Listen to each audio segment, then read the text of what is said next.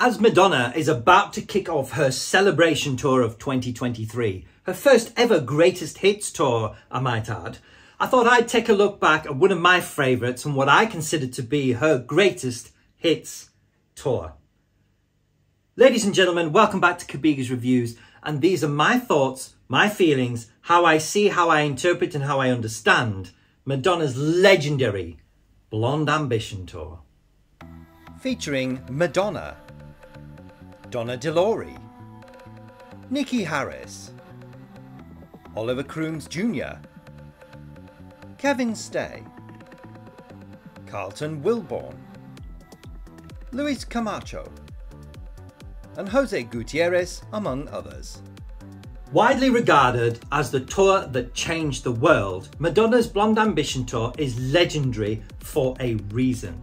Now, prior to this, rock concerts were simply like shows where there would be a song, bit of a costume change, bit of props on the stage. I was lucky to see Michael Jackson's Dangerous tour in 1992, which actually came after this, but I have seen the Bad tour of 87, and it's literally, he performs the song, there's some dance numbers, it's fantastic, then there's a little break, he wipes his sweat, then the next song kicks off, and then it's the same sort of thing, bit of a banter with the audience. Then the next song kicks off, and rock concerts were like that right up until the Blonde Ambition tour, which is mostly and mainly, I think, and I feel, musical theatre.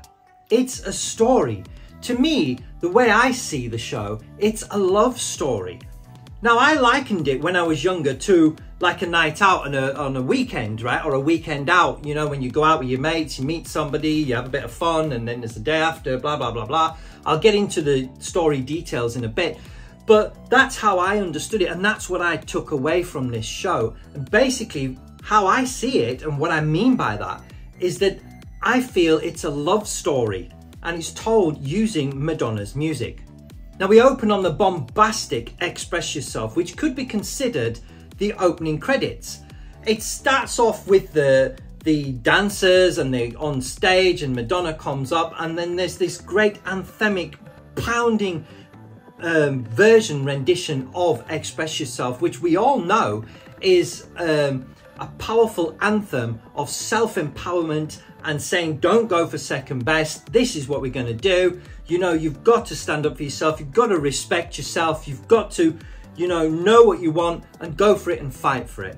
So that's how we open. That's the statement. That sets the tone. It sets the whole premise for the entire show. We then go into, and we segue into what could be considered to be the first step of our story, the first little bit, open your heart, where to me, I likened it to seeing somebody for the first time and you just being blown away and going, wow, wow, that, it's like love at first sight sort of thing. Open your heart to me, I'll give you love if you turn the key. And basically saying, take a chance on me, we could be good together. Which brings me nicely into the third song, the third performance, Causing a Commotion, which is like that conversation where, if you open your heart to me, we could cause a commotion. We could be really good together.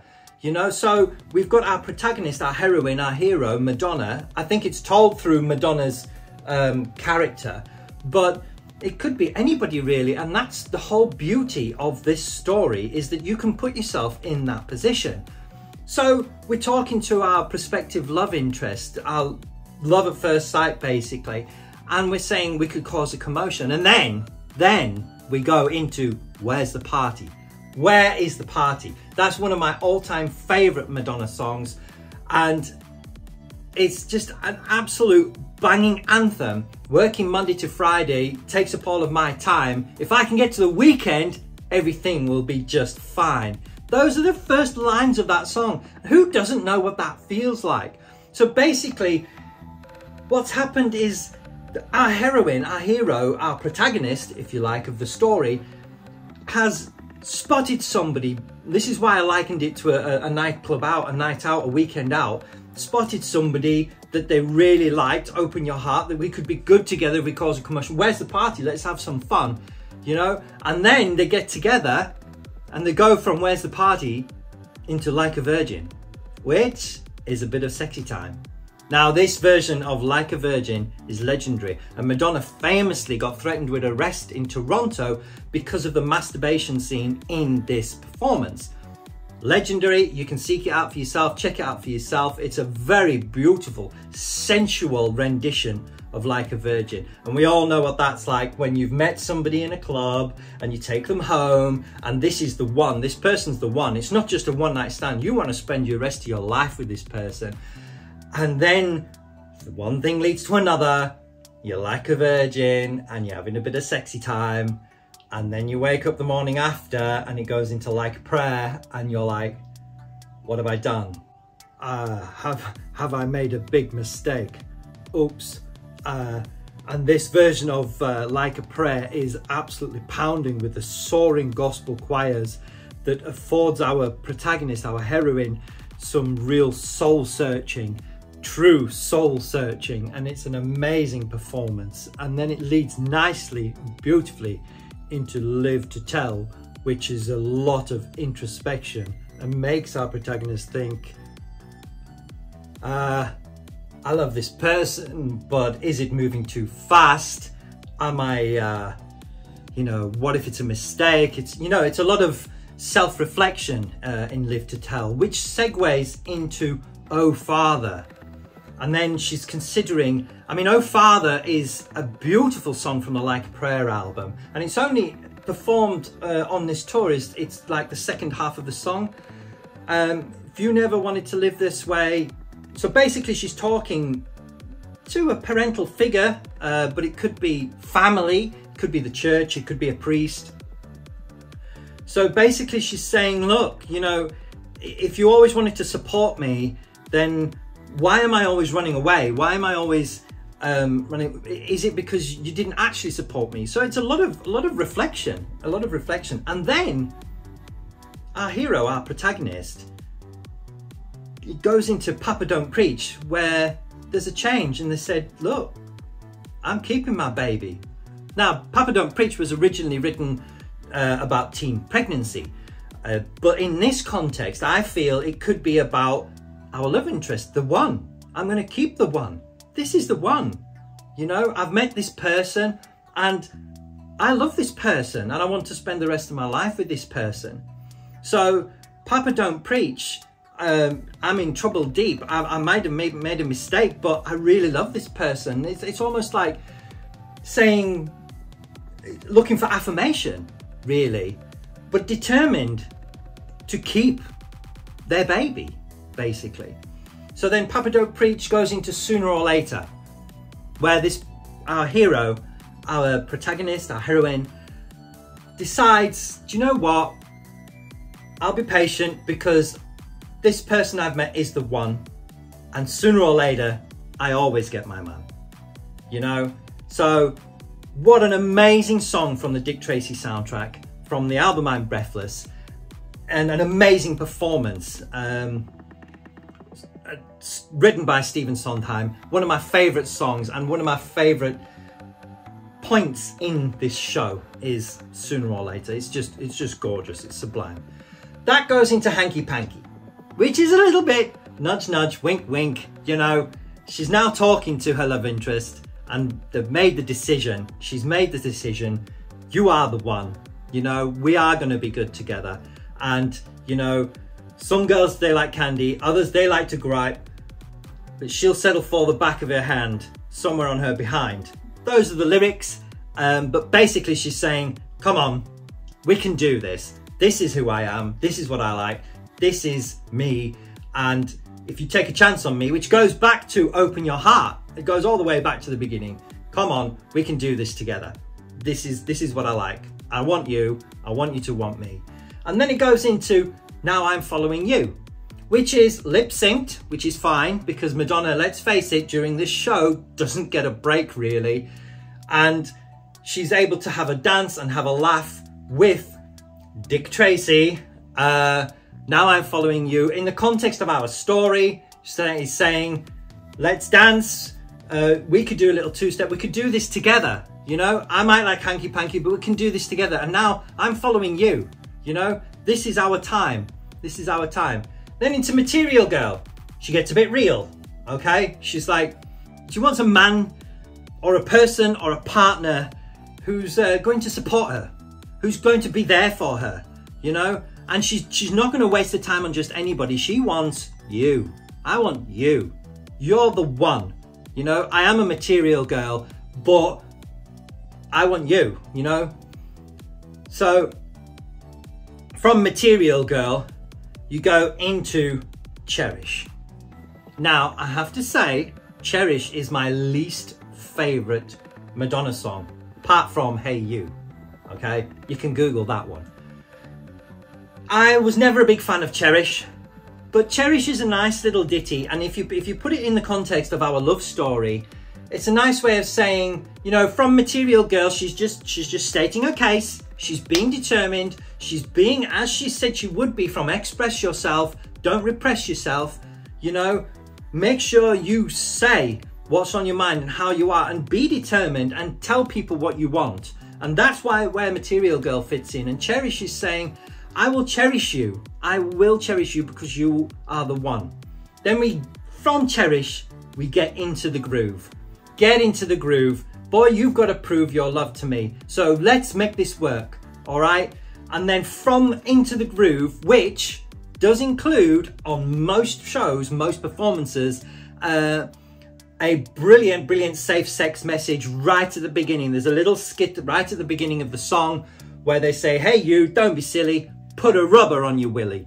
Well, couldn't have said it better myself. This was at the height of the AIDS epidemic, which still hasn't really gone away, although there's been some great advances in medication and people are living longer. It's not the problem these days, I believe, that it was back then. But anyway, that's an aside. Madonna was really a great advocate for safe sex, and she always has been, actually. So yeah, there's that. Get into the groove. From Get into the Groove, we now come to our finale, the Vogue. Okay, Vogue is the one. This, I can't explain to you how massive that song was. You know, people remember Madonna for Into the Groove, for Like a Virgin, Holiday, all that sort of thing from the 80s and beyond. There's music, you know, Hung Up, but Vogue was another level. It really was. And Vogue closes our story. She's finally together. You know, look around. Everywhere you turn, there's heartache. It's everywhere that you go. And she's saying, come on, I found my love. You can too. Get up on the dance floor. Let's have some fun. Let your hair down. Don't take things so seriously. Then from Vogue, which closes our story, we go into an epilogue now. We're going to say Holiday. And Holiday is an amazing anthem it was Madonna's first big hit. It wasn't her first single, but it was her first big hit. It's the one that really people remember. And it's just, come on, let's have some fun. Let your hair down. And then we get into our final song, final performance of the show, which is an absolute perfect epilogue to our love story, Keep It Together. Keep it together in the family. A family that plays together, stays together. She's gone from meeting somebody, the love of her life. She's gone through the trials and tribulations, the ups and downs of meeting somebody, introducing herself, having some sexy time, regret, remorse. You've gone through absolutely everything in the relationship and talking to her family and becoming a family with the one. And now she's saying, keep it together. She's got brothers, she's got sisters, you know, and she's stuck in the middle, but she's saying that's what's important at the end of the day. Family, love. And that's what, for me, this entire show is all about. It's a love story from beginning to end. And the beginning, she starts with, you know, you've got to express yourself. Don't repress yourself. Be yourself. Be a fierce human being. And at the end, she's saying, family, love, stick together. You know, we are human beings, and that, in the end, is all that matters. Now, sadly, the Blonde Ambition Tour has never been officially released on DVD or Blu-ray. The only release of it has been a Laserdisc in Japan, because the show was sponsored by Pioneer after Pepsi pulled out. There was a whole controversy over the Like a Prayer music video because Pepsi were going to sponsor the tour, and Madonna even made a Pepsi commercial which was linked to the title track Like a Prayer, and following the controversy of the burning crosses and Madonna kissing a black saint in the music video, Pepsi panicked and pulled out of the sponsorship. So Pioneer stepped in to sponsor the tour, but the condition was that they had exclusive rights to the concert footage, so for their Laserdisc format, which they released only in Japan. Now, we all know here in 2023 that Laserdisc died a death, and unfortunately, according to reports from Madonna's camp, nobody knows where the footage is, which is why it's never been remastered or re-released on DVD or Blu-ray. Okay, I've managed to get myself this, which is bootleg, which I'm not a big fan of bootlegs, but what else are you going to do? The show was broadcast on TV. I believe Barcelona and Nice were both broadcast, and that's what these recordings are. This particular one is, I think it's Barcelona actually, but you can get Nice, and if you go onto websites, you can get bootleg versions, but that's all they are. They're basically either rips from the Laserdisc, or they are recordings from the live televised broadcasts. You get the odd show like Houston, which is like handheld camcorder, and it's really, really disappointing because this show really did change the landscape for live concerts. Like I said earlier, before this, it was, you know, you had pyrotechnics and all sorts of props on stage, but basically it was one song break, another song break, another song break. This was musical theatre, and even Madonna has never done anything like this since. Okay, let me stress that again. Madonna has never done a concert like this since, because she never had a break. Somebody said to me on, I think it was TikTok, that Madonna does leave the stage. Yes, she does, but it's only for brief seconds, 30 seconds, a minute maybe, at the end of a song for a quick costume change, and then she's back at it. From subsequent concerts of the Girly Show onwards, Madonna had whole songs where she wasn't on stage. The Beast Within, the ending to Rain on the Girly Show, they went on for 3 or 4 minutes. I think Beast Within is about 5 minutes long, because Madonna engineered breaks into her shows, okay? Not only to showcase the dancers and the music and all that, give them a chance to shine, but to give her a break, because the Blonde Ambition Tour nearly broke her. And you can see that in the documentary that was filmed and released, which in America was called Truth or Dare. In the rest of the world, it was called In Bed with Madonna. At least I think it was. Here in the UK, it was called In Bed with Madonna anyway. They even released 2 versions of that. There was a 15 rated one and an 18 rated one. But that's a whole other video. So yeah, this show is the holy grail of Madonna tours. Now, it is my hope, although I've got no evidence and heard nothing about it, that since Madonna has now signed a new deal with Warner Brothers, they may go back, find this footage, remaster it and re-release it. Especially now she's doing a Celebration Greatest Hits tour. They're showing a lot of love to her back catalogue. iTunes is constantly having her old singles being remastered and re-released. It was only last year she did the, what was it called? Finally Enough Love album, with remastered single versions and remixes of her old hits. She's showing a lot of love to her back catalogue, and it is my hope, that she goes back and shows some love to the Blonde Ambition tour, because it really did change everything. Every concert since, Katy Perry, Britney Spears, all of them owe their, even Beyonce, they owe their roots to this show. And I cannot stress that enough. So those are my thoughts, my opinions, my feelings, and my interpretation on the amazing, legendary Madonna Blonde Ambition tour. In fact, it's had an impact on pop cultures ever since, because her iconic coned bra is still to this day used as the design for Gaultier perfume, because Jean-Paul Gaultier actually designed the costumes for the tour, and he's used that design since to this day. So there you go, Madonna's Blonde Ambition tour. It's about 11 out of 10 if I had to score it. Let me know what your comments are. Let me know what your thoughts are even in the comments below. Did you go? Have you seen it? Have you got any news about an official release? Anything? Drop me a like. Don't forget to subscribe. If you're going to see the Celebration tour, I'm not, sadly. I'll wait for the Blu-ray or the digital, whatever. Good luck. I hope you have a fantastic time. I've seen Madonna twice live. I saw her in 2012 on the MDNA tour, and I saw her on the Rebel Heart tour, and they were both brilliant. And I really enjoyed my time. I've enjoyed making this video. I hope you enjoy it. Thank you for your time. Don't forget to like, comment, and most importantly, subscribe, and I will see you on the next one. Thanks for watching.